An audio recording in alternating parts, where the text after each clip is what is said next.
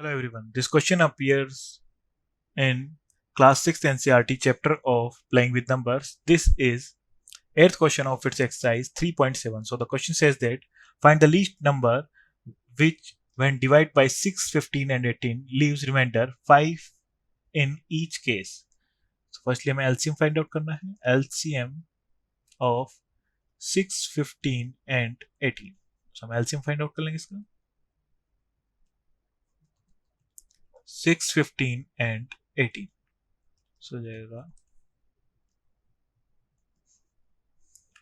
1, 5 and 3, 3 and 5. ये हो जाएगा 1, 5.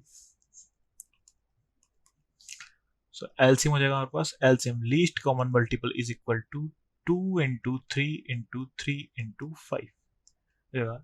5 3s are 15, 3s are 45, 2s are 90.